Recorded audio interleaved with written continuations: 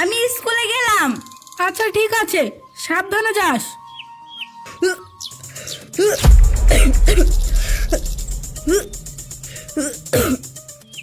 আচ্ছা ঠিক আছে, তুই যা, আমি এক্ষুনি আসছি। কি রে নীলা, তোর কি হয়েছে? তুই বমি করছিস কেন? মা, তাড়াতাড়ি আসো, দেখো নীলা বমি করছে। ভাইয়া, মাকে ডেকো না। আরে কি হয়েছে তোর? কি রে, তুই আবার বমি করছিস? মা, তুমি সব কি বলছো? ও আবার বমি করছে মানে? ও কি এর আগেও বমি করেছে নাকি? ভাইয়া, আমার গ্যাস হয়েছে, সেই জন্য মাঝে সাঝে বমি হয়। এই, তোর গ্যাস হয়েছে, তুই আমাকে বলবি, আমি তোর জন্য ওষুধ নিয়ে আসতাম।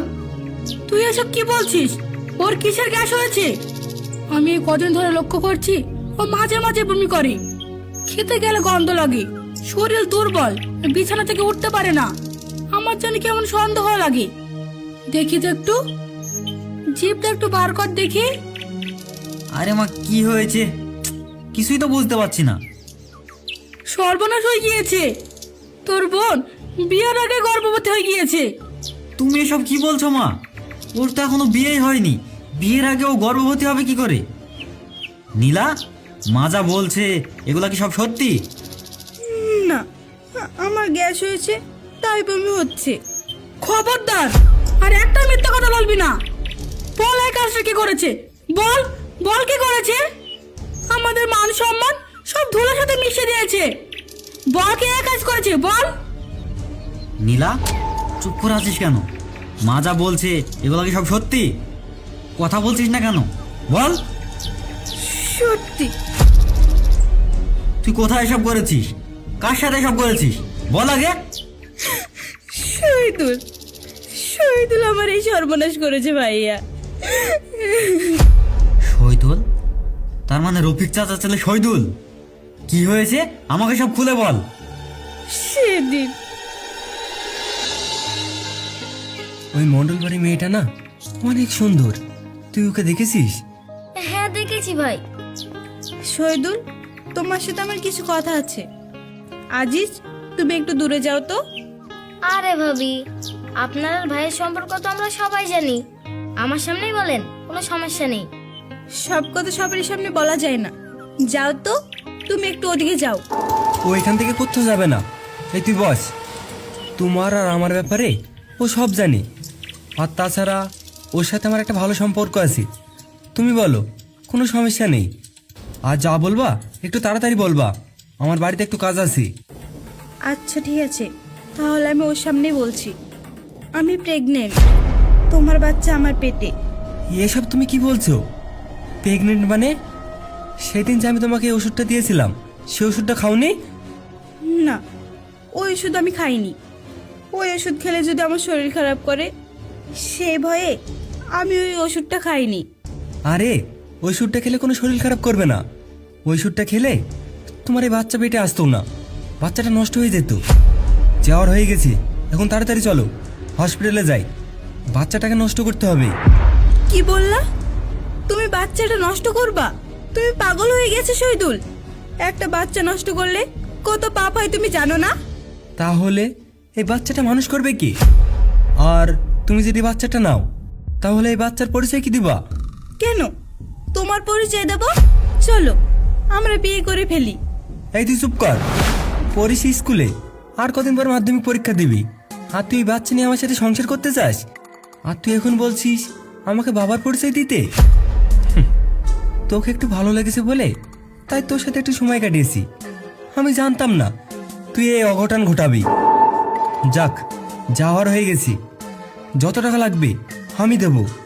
চ, আমি তোকে ডাক্তারখানায় নিয়ে যাই, দরকার হয় আমি তোকে কলকাতা নিয়ে যাব, আর সেখানে গিয়ে এই বাচ্চাটাকে খতম করে দেব।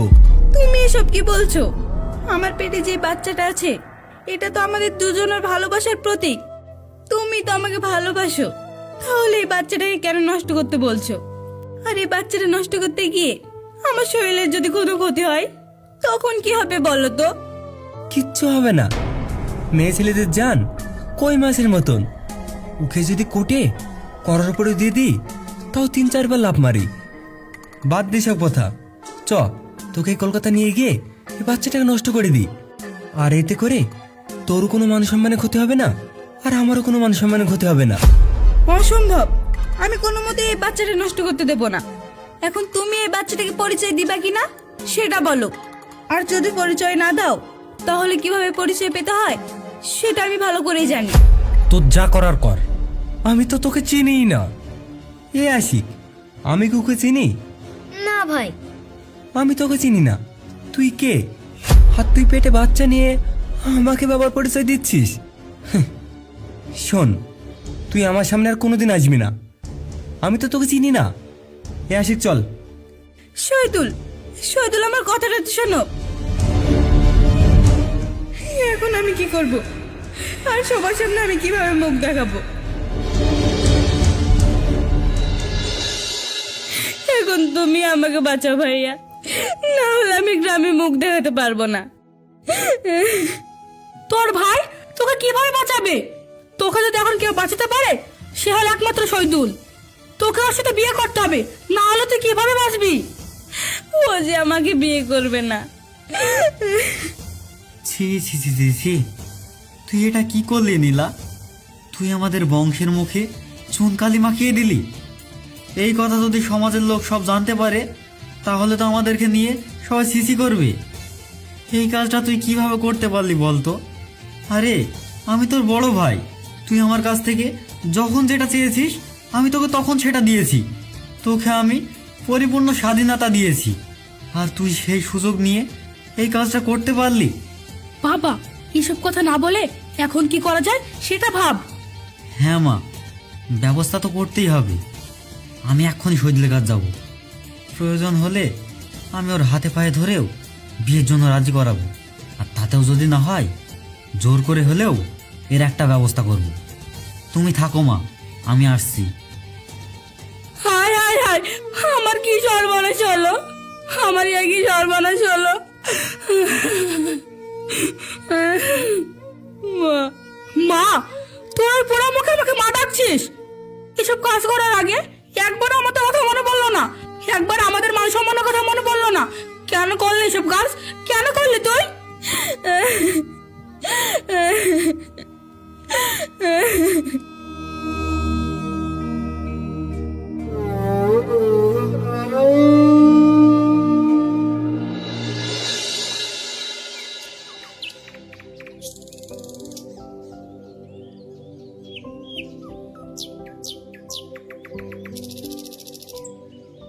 কিরে শহীদুল, তোর তো দেখছি দিন দিন অনেক সাহস বেড়ে চলেছে। সাহসের কি দেখলে আমার? তোর এত বড় সাহস, তুই কি না আমার বোনের দিকে নজর দিস? তুই কি না আমার বোনের সাথে সম্পর্ক করে তাকে তুই এখন অস্বীকার করছিস? তোকে আমি ছাড়বো না। এই থাম। তোর বোন এমন কোনো সুন্দরী হয়নি যে আমার মতন শহীদুল তোর বোনের পেছনে ঘুরবে। তোর বোনের চেয়েও কত সুন্দর সুন্দরী মেয়ে আমাকে ফোন করে, আমাকে SMS করে, আমাকে শুধু একবার দেখার জন্য পাগল হয়ে থাকে। আর তুই কি মনে করছিস আমি তোর বোনের সাথে প্রেম করব? ভুলে যে সব কথা। আমার বোন আমাকে সব কিছু বলেছে। ওর পেটে যে বাচ্চাটা আছে তার বাবা হচ্ছিস তুই। এই থাম। তুই কি মনে করেছিস তোর বোন কান্নাকার বাচ্চা নিয়ে এসে এই জমিদার ছেলেকে ফাঁসিয়ে এই জমিদার বাড়ি বউ হওয়া শখ? এইসব বাংলা সিনেমায় অনেক দেখেছি, আমাদের এখানে চলবে না। শোন, আমি তোকে একটা ছোট্ট করে কথা বলি, তোর বোনের বাচ্চাকে তুই নষ্ট করে দে, না হলে তুই তো এই গ্রামের সমাজে মুখ দেখাতে পারবি না। গ্রামের লোক তো বলবে তোর বোন স্কুল ছাত্রী, স্কুল ছাত্রী হয়ে এই বয়সে প্রেগনেন্ট। এইটা তো গ্রামে ভাইরাল নিউজ হয়ে যাবে। এই চুপ, মুখ সামলিয়ে কথা বল। এটা আমি ভালো করে জানি তোর সাথে আমার বোনের একটা সম্পর্ক আছে।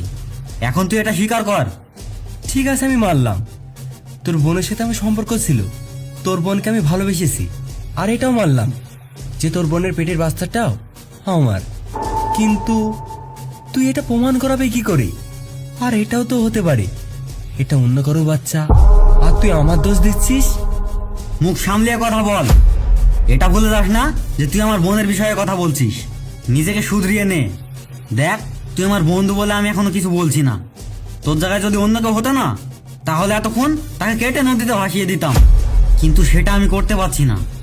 দেখ, তুই যে ভুল করেছিস তার খেসারত তোকে দিতেই হবে, আর এই মুহূর্তেই দিবি। আমার বোনকে তুই আজকেই বিয়ে করবি আর তোর ঘরে তুলবি। দেখেন শহীদুল ভাই, গ্রামে সকলেই জানে নীলা বুবুর সাথে আপনার একটা সম্পর্ক ছিল। শাহিন ভাই যেটা বলছে সেটা ভালোই ভালোই মেনে নেন আর সবকিছু মিটমাট করে নেন। এই চুপ, তোকে কি আমি কোনো জ্ঞান দিতে বলেছি? আমার সিদ্ধান্ত আমি নিজেই নেব। আর শোন, তোকে বলছি, তোর বোন তো প্রেগনেন্ট হয়ে গেছে। তুই একটা কাজ কর, তোর বোনকে গ্রামের বাড়িতে বাড়িতে পাঠা, তাতে করে তোদেরও কিছু ইনকাম হবে। শহীদুল, আর একটাও বাজে কথা বললে তো জিভ টেনে আমি ছিঁড়ে ফেলবো। ভাই, আইন নিজের হাতে তুলে নেন না, মোড়ল সাহেবের কাছে চলেন, ওখানে গিয়ে এর একটু বিচার করতে হবে। ঠিক বলেছিস, আজকের মতন আমি তোকে ছেড়ে দিচ্ছি, তার মানে এই না যে আমি তোকে ছেড়ে দেব। তোর বিচার অবশ্যই হবে, আর তোর মুখোশ আমি সবার সামনে খুলে দেব।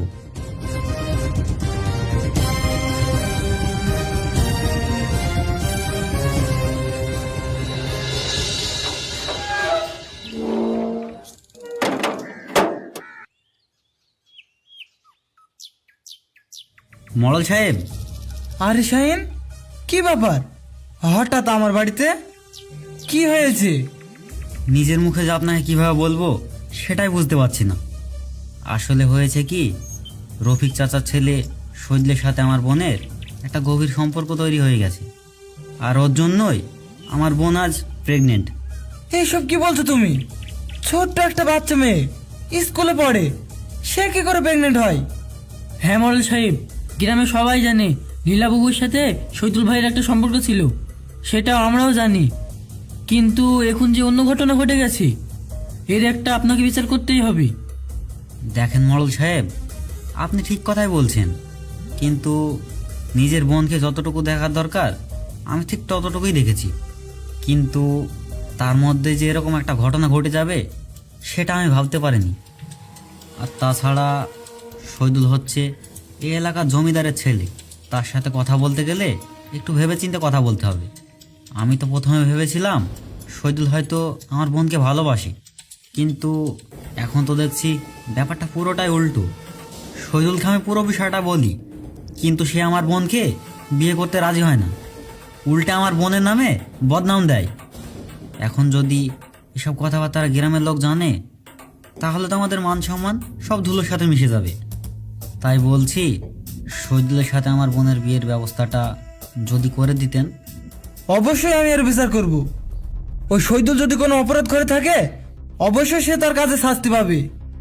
শোনো, এসব নিয়ে জরিমানা, কেস খামারি এসব জিনিস ভালো না, এতে তোমাদেরই মান সম্মানে ক্ষতি হবে। তার থেকে ভালো ওদের দুজনে বিয়ের ব্যবস্থা করে দাও। আমি আজকে তোমাদের বাড়িতে যাব আর এর একটা ভিজিট করব। এই শোনো, শহীদুলকে গিয়ে বলবা মোড়ল সাহেব বলেছে আজ শাহিনদের বাড়ি বিচার আছে, ও যেন ওখানে উপস্থিত থাকে। ঠিক আছে মোড়ল সাহেব, তাহলে আমি এই কথাটা শহীদুল ভাইকে জানিয়ে দিচ্ছি। মডেল সাহেব, নীলা কিন্তু আমার একমাত্র বোন, ওর দিকে একটু খেয়াল রাখবেন। আচ্ছা ঠিক আছে, তুমি এখন যাও, আমি চিন্তা ভাবনা করে দেখছি কি করা যায়।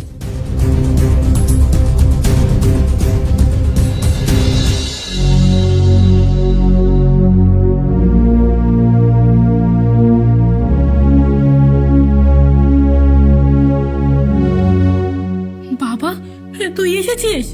শহীদুল কি বললো? শহীদুলকে তুই রাজি করাতে পেরেছিস? না মা, শহীদুল রাজি হয়নি। ও বলেছে যাই হয়ে যাক না কেন ও আমার বোনকে কোনো মতেই বিয়ে করবে না। তাহলে বাবা, এখন আমরা কি করব? আমাদের তো আর মরা ছাড়া গতি নেই। তোমরা মরবা কেন? আমাকে মেরে ফেলো, অন্যায় তো আমি করেছি।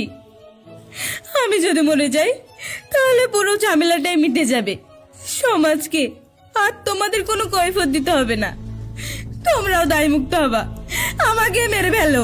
এই চুপ, আর একটাও কথা বলবি না, তোর জন্য এইসব কিছু হয়েছে। ওই রফিকের বাচ্চার কি এত বড় সাহস ছিল আমাকে এসব কথা বলার? ওই শহীদুলের কি এত বড় সাহস ছিল আমাকে এসব কথা বলার?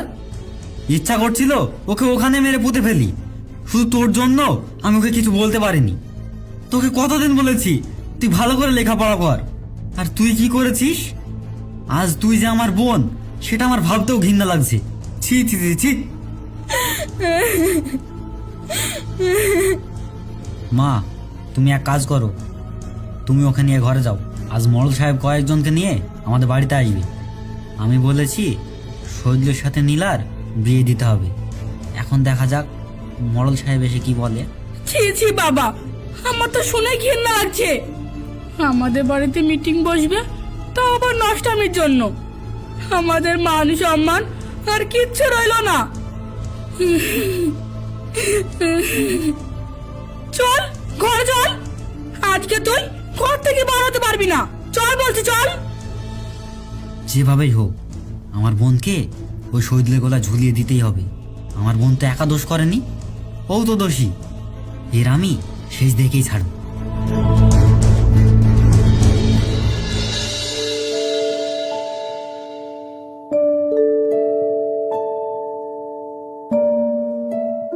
শহীদুল ভাই, আপনাকে মডেল সাহেব ডেকেছে। আজকে বৈকাল বেলায় সাইন ভাইদের একটা মিটিং হবে, আপনাকে সেখানে উপস্থিত থাকতে বলেছে। ঠিক আছে, মোড়ল সাহেব যেহেতু যেতে বলেছে তাহলে তো আমাকে যেতেই হবে, তাই না? এই গ্রামে হচ্ছে মোড়ল সব থেকে বড় ব্যক্তি, তার কথা কি আমরা অমান্য করতে পারি? আচ্ছা ঠিক আছে, তুমি মোড়ল সাহেবকে বলো গা, আমি ঠিক সময় মতন চলে যাব। ভাই, মরল সাহেব ওর কি কারণের জন্য ডেকেছে? বুঝিসনি ব্যাপারটা? আমার নাকি আজকে মুখোশ খুলে দেবে। আমিও গিয়ে দেখি কি মুখোশ খুলে আমাকে দেখতে কেমন লাগে। এখন চ। চলেন।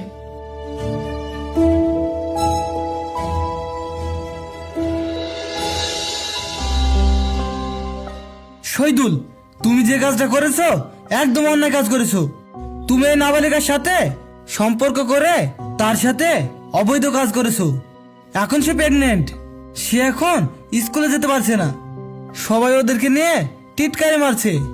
এখন তুমি বলো, তুমি ওকে বিয়ে করতে যাও না জেলের ভাত খেতে চাও? মরল সাহেব, নীলা হচ্ছে আমার একমাত্র বোন। ওর গায়ে আজ পর্যন্ত একটা ফুলের টোকা পর্যন্ত আমি পড়তে দিইনি। আমার বোনের সাথে যে এমন কাজ করেছে তাকে আমি এমনি এমনি ছেড়ে দেবো না। আপনি এখন ওর বিচার করবেন, হয় ও আমার বোনকে বিয়ে করবে, আর না হলে আমি ওকে জেলের ভাত খাওয়াবো। মরল সাহেব, আমি আপনার কাছে জোর হাত করে অনুরোধ করছি, দয়া করে ওরা দুজনের বিয়েটা দিয়ে দিন। আর তা না হলে আমাদের মরা ছাড়া আর কোনো রাস্তা নেই। আজ তোমার জন্য এই মেয়েটার পরিবার কিভাবে ভেঙে পড়েছে। এখন এই মেয়েটার দায় তোমায় নিতে হবে, আর তোমাকে ওর মান সম্মান রক্ষা করতে ওকে তোমায় বিয়ে করতে হবে। যে অপরাধ, যে অন্যায় আমি করিনি, সে অন্যায়ের দায় আমি কেন নেব? আমার সাথে তোর কোনো সম্পর্কই নেই। তুই অন্যায় করিসনি মানে? তুই অন্যায় করেছিস। তুই আমার বোনের সাথে যে অন্যায় করেছিস, ইচ্ছা করছে তোর কলিজাটা টেনে ছিঁড়ে ফেলি, কিন্তু তা তো আমি করতে পারছি না। শুধু আমার বোনের মুখ পানে তাকিয়ে বল, তুই আমার বোনকে বিয়ে করবি কিনা? তুমি অন্যায় করেছো, সেটা তুমি স্বীকার করছো না কেন? না, শহীদুল কোনো অন্যায় করেনি। নীলা, তুই এসব কি বলছিস? তাহলে এই অন্যায় কে করেছে? অন্যায় করেছে তোমার এই অবদার্থ ছেলে। আমি মানে? নীলা, তুই এসব কি বলছিস? আমি তো কিছুই বুঝতে পারছি না। কি বলছি সেটা তুমি এক্ষুনি বুঝতে পারবা। হাসি না?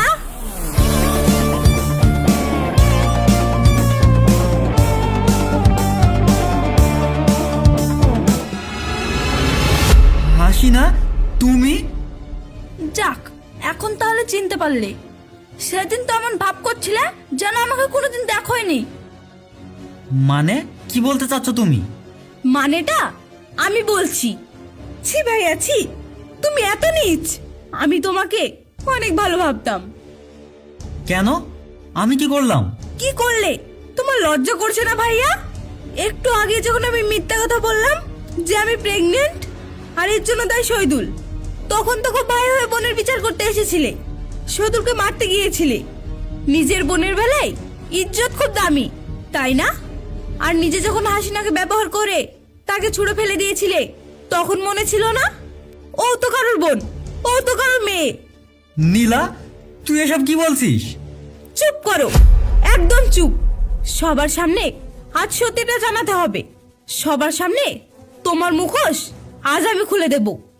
মরল সাহেব, আমি প্রেগনেন্ট না, আমার পেটে কোনো বাচ্চা নেই, পুরোটাই ছিল একটা নাটক।